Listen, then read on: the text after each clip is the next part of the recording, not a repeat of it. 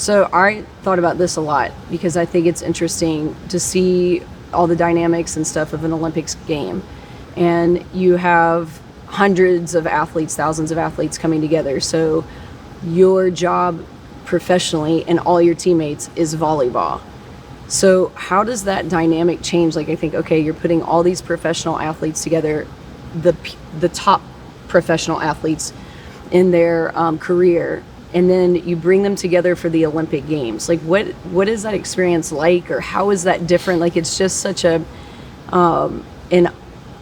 different, you're doing your skill set, right? Like, you're doing your thing, but it's the Olympic Games. So I just don't know, how does that differ? What's that experience like? I think the biggest thing, and people talk about this a lot before you go, is like there's a lot of distractions. Yeah. And it's easy when you go to a normal tournament, you're just in your hotel to the gym, to the hotel to the gym. And it's not like you're doing different activities. Maybe you go find a coffee shop and you hang out there for a little bit. But at the Olympics, like, you're in the village, you're surrounded by thousands of athletes. You're having to like walk to the cafeteria. You're trying to figure out what to do in your free time because you're there for like 3 weeks. Yeah. And so the biggest thing is like, how do you manage all of these distractions? And not that they're necessarily bad things, but right. There's just a lot going on. There's so many people, there's so much media, there's so many different activities you can do. You want to go and see other events. And so I think once we all got there, we're like, okay, how do we get down a really good routine and stay focused so that we can try to make this experience as similar to normal tournaments as possible, considering it's not like that at all. Yeah. And Snoop Dogg shows up. Yes. Yeah. So and how do you limit your Uncle Snoop? I mean, shows up. But you know what? He is a great guy. I'm so happy he came to support you. It was excellent. Yeah, that was really exciting. Honestly, the highlight, one of the highlights of the Olympics for me. So listening to you describe the Olympics reminds me of exactly kind of the what we would experience volleyball-wise. So think about NCAA tournaments. So our first big bid, we draw Florida host site. So we go to Florida, we line up with Florida State.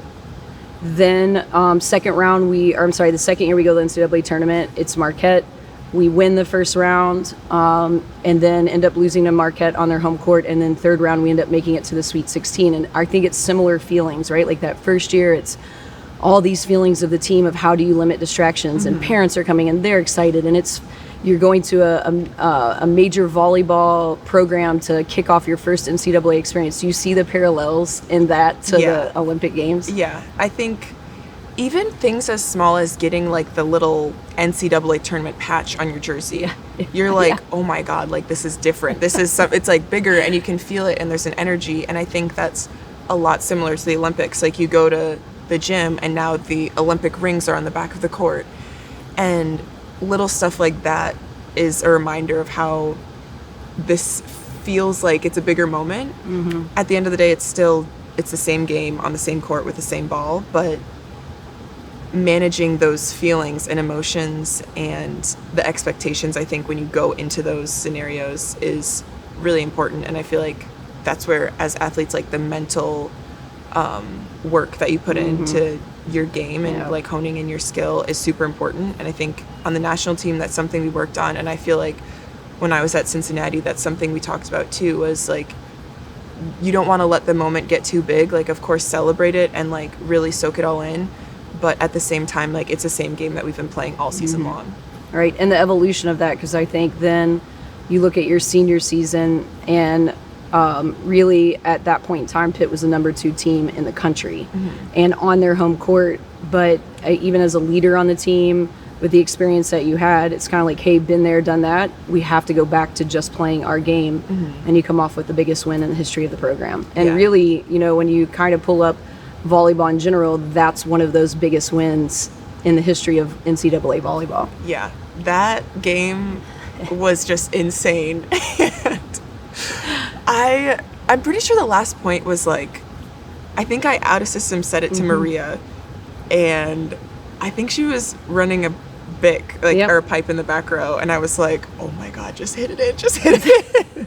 I think we all were saying to us. And so just being so like, again, it's one of those moments where it feels so massive. Yep. And like, as much as you want to like keep it simple, you still have that awareness in your mind. But I think those are the moments and the games that you live for, and like why we play this sport. Yeah. And so it's times like that like I'll never forget. Never forget. And all the training like into that one moment, because I believe Pitt's at their best attacker on the outside. Our front row goes to block, plays the tip, like one of those routine plays that you're supposed to make. You're there to cover it and put the ball exactly to the person that it should go to. And think about Maria's swing back to area one, just the things that you train over and over and over. And in a split second, where you're not even thinking about that. It's just your body does and your mind does what you've trained so much for a massive win. Yeah, that's pretty cool stuff. Pretty cool stuff. Okay, I'm thinking that you probably don't know this, but maybe you do. But do you know that you are the Bearcat with the most Olympic medals in the history of the entire athletic department?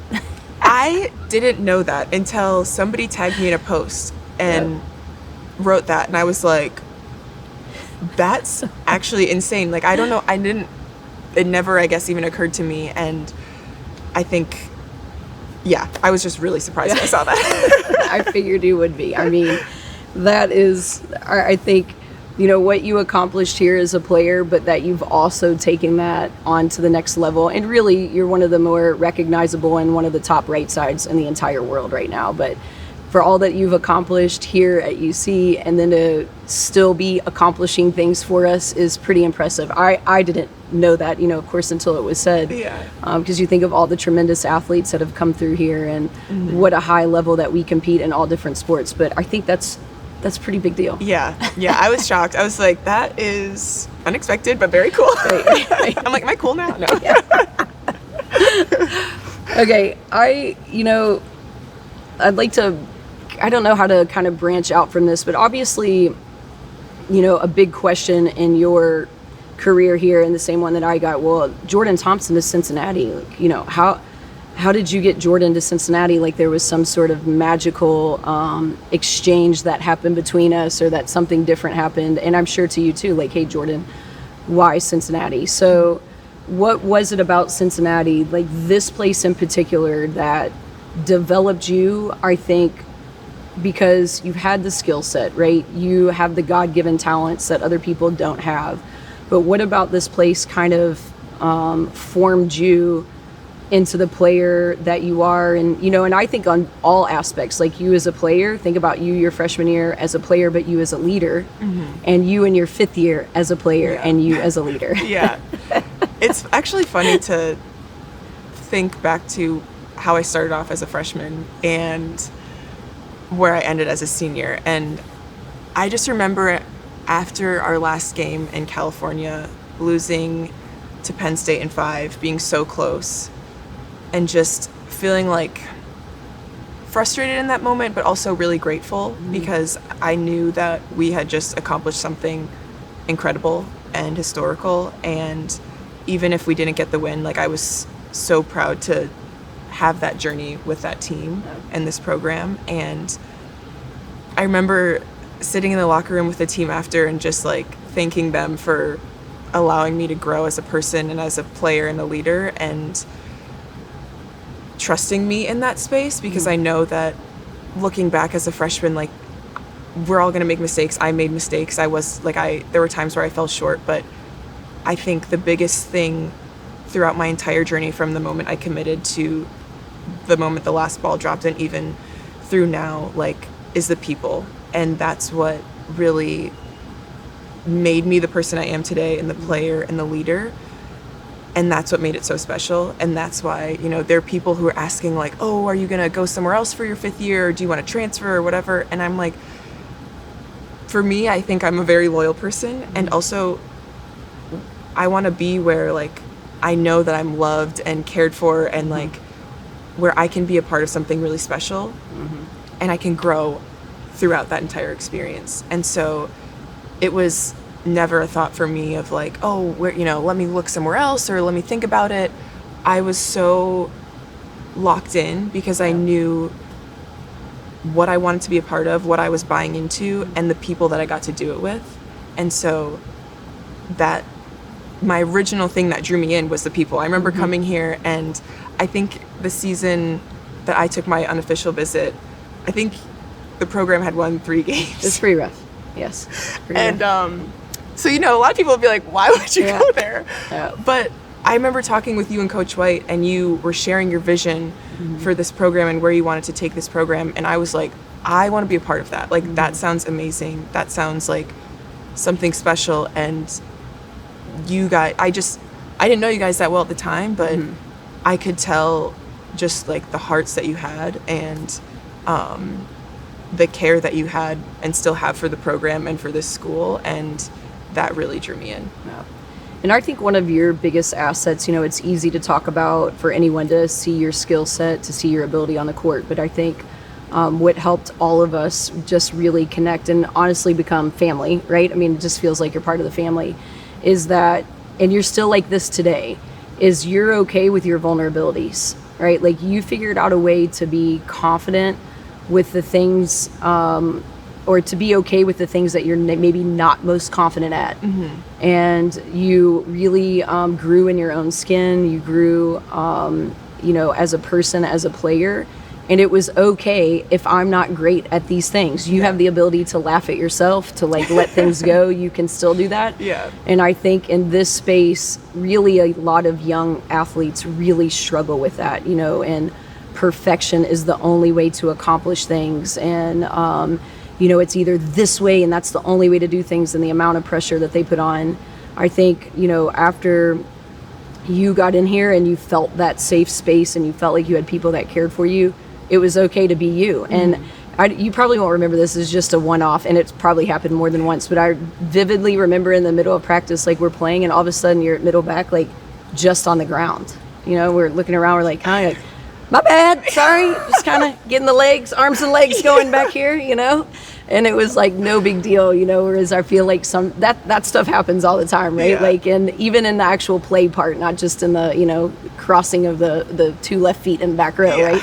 But I think the ability to be like, no problem, and I'm going to continue to grind because that's who I am. And I think you show that to all the young people out there today that follow you across the world. They can see that there is humor, to be found. It's okay to not take yourself so seriously, but you can still grind and have goals and achieve at the highest level. So I don't know whether it's intentional or not, but I really think that's a message that you send to young people. And maybe you could even talk about what is a message that is important to you for young people, because I see your evolution has always been really consistent. You just continue to grow as a player and a person. Yeah. I think, like you were saying, naturally, I think I'm a very goofy person. Yeah. Like, I love to laugh and have fun and not take things too seriously. And I definitely bring that energy out onto the court. And I think it's a balance of having fun and continuing to try to hold myself accountable and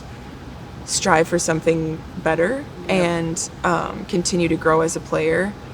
But what makes it so fun is the little moments where it's like, okay, crap, I just made this mistake, and like, that was so embarrassing, but I can laugh about it with my teammates. Like, oh my gosh, I just tried to dig this ball and I dug it with my face. Like, that's not the goal, but like, here we are. And so I think I can look back through my college journey, through my national team journey, through overseas, and think of different moments where I'm being vulnerable and trying something new and I'm failing, but I'm having fun with it. And still, even in that moment, like, I'm striving to be better, but I think that's where the growth happens. Like, you're not gonna get better if you continue to put yourself in this box of like, I have to be playing the game this way, I have to be doing it exactly like this. Like, there are certain things where you need to have like your own, I guess, take on it as a player, and it's okay to be a little bit different, but just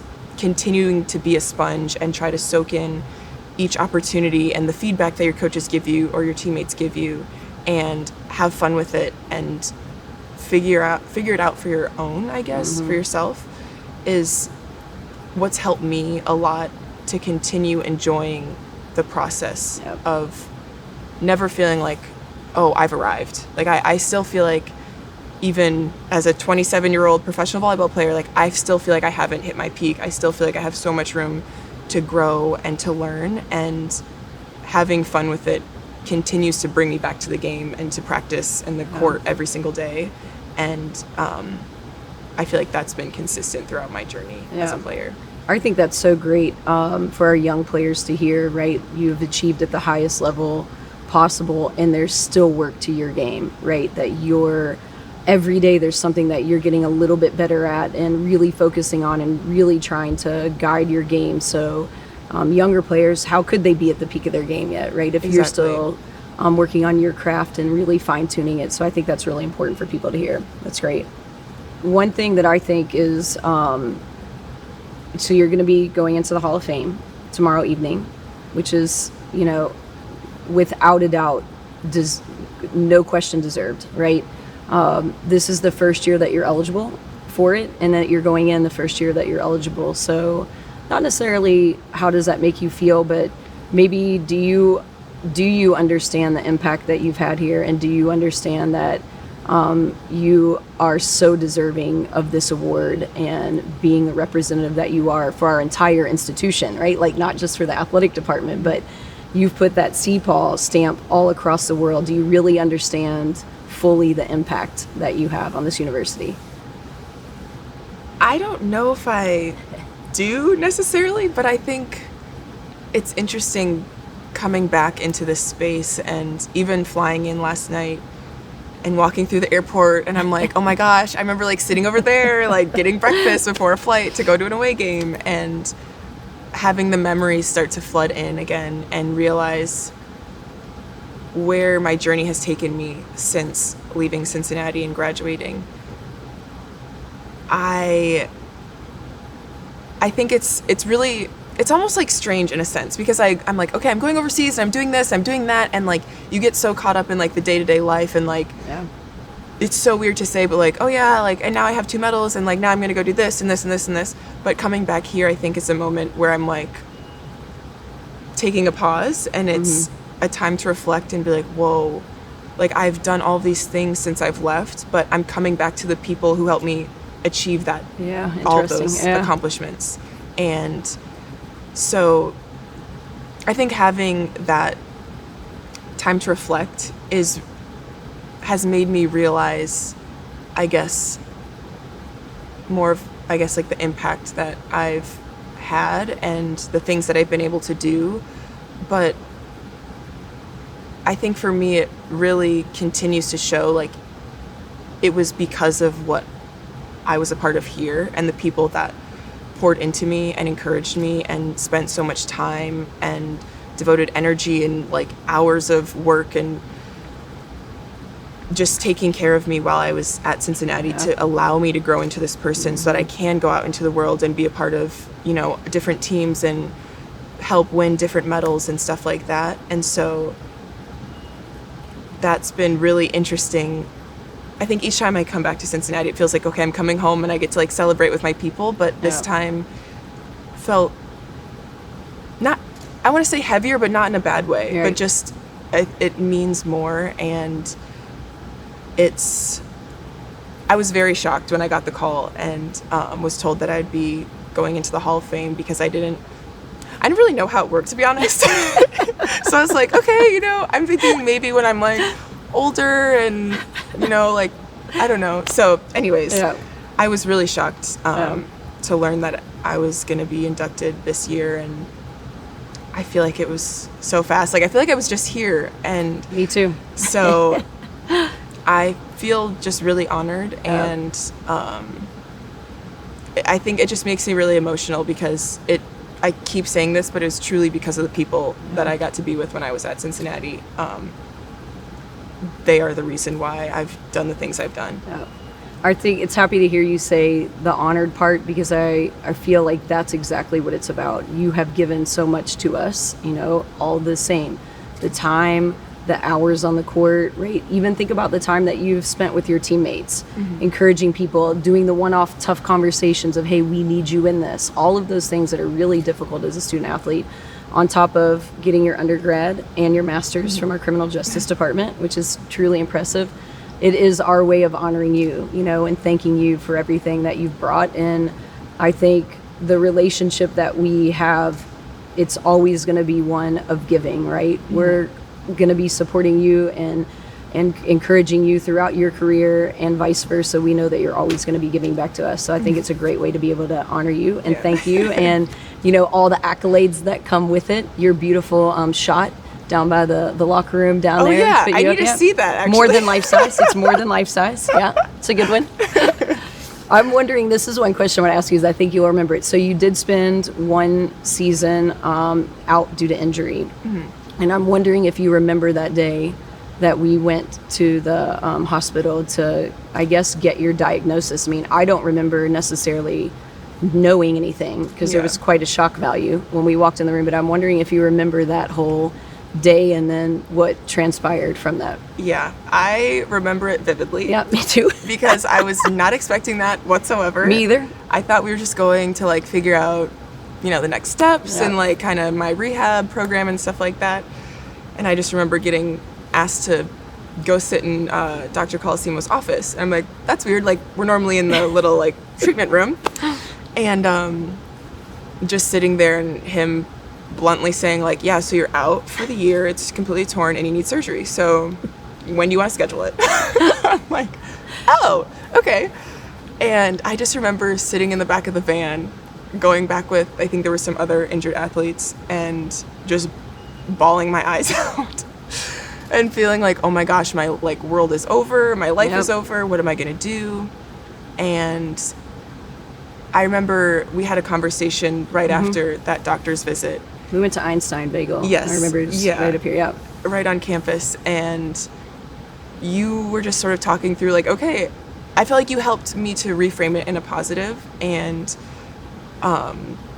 that was really huge because I think that set the tone for me moving forward of like, okay, just because something negative happened, like I can still be growing during this time and getting better even if I'm not on the court. And so sort of reframing that difficult period into a time of like, okay, well now I have time to get stronger. I can get in the weight room. I can watch a lot of film and like just study the game from the outside. And I think having that mindset going into an injury that sidelined me for 10 months was huge for the way that I came out of it. And I think that maybe, I have no idea what I looked like on the court, but I felt like I was a better player. Like I feel like I came out of that injury and that recovery period stronger and just ahead of where I left off. So that was, I think, huge, like a pivotal moment in my career too.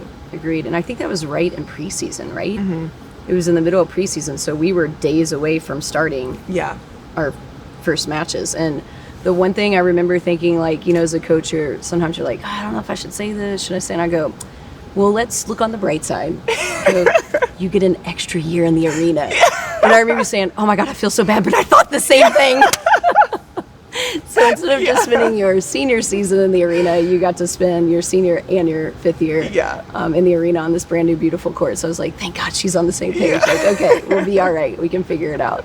So I agree. And when you came back, the first time we got to see you on the court was when we took our trip to Europe. And it was like the tester of like, okay, we have a practice. Well, let's, you're cleared. We've taken some swings. Let's see it. And it was beautiful from that day on. And I agree, it just kept getting better and better and better. And maybe that's some good advice to young people too, that you can also take advantage of maybe moments, whether it's injury or it's not your time to be called upon as a starter, that there's so much that you can learn from the sidelines and be a great supporter, be a learner ongoingly on the bench to be able to see things from the sideline. And you do see them in a totally different way than when you're out there on the court. So no, I agree. I think that was a huge lesson for me. And a lot of people, I think, we talk about this a lot on the national team and when you're in college and there's so many people on the bench where like, okay, we're not all going to be able to play, unfortunately, but how can you continue to give to your team and continue to put in the work behind the scenes so that once your name is called, you're completely prepared and you feel confident knowing that you've already done the work and you're ready to show what you've been working on now. And so I think that was a huge lesson for me, and that's something that when I have players maybe reach out and say like, oh, I just got injured, like, do you have any advice? That's something that I always want to share with them because I think that's a massive lesson you can learn and tool to help you become not only a better player, but a better teammate. Right, agreed. There's a couple shots that, you know, over the years, there's hundreds and hundreds of photographs, but I remember when we won conference your 5th year here, and President Pinto came out to celebrate and hand us the trophy. I thought that was so special that he was able to make it. And then also, you'll probably remember this picture, but there's a zoomed in shot of all of us getting ready to cut the ribbon when the arena opened, and President Pinto was there close to us. And you're standing pretty close to him too, of cutting the ribbon to open the arena. I think the support from the person running our university is incredible, that you have a massive university the size that we have, you know, a major athletics department, and his engagement during your time here too was amazing. Yeah. So. I think it says a lot about, again, the people at Cincinnati, because, excuse me, to take the time out of your day. And I mean, I can't even imagine how difficult it is to run an entire university, let alone one of this size, but to have him supporting us, and not only just with words of encouragement, but to show up, I think is huge. And again, speaks to the character of the people in this place. So tonight we'll get to celebrate you. You get to relax, watch your fellow Bearcats. You'll be able to spend some time with the team today, which is awesome. They're all looking forward to it. It actually, speaking of time and feeling like a moment in time, I realized that no one here played with you. You would have even been involved with like a recruiting process, like nothing. I can't believe it. So we are so happy that you're back. The team is so excited.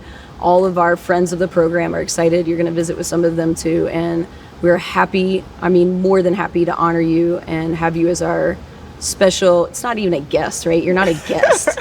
You're like, you know, the cousin that's been away for a while and is coming back to visit. So everybody gets to meet their big cousin for the first time. And we get to honor you on this court and really thank you for everything that you've done and continue to do. And you're just an incredible ambassador for our program and for this university. So thank you. I'm so excited. I can't wait.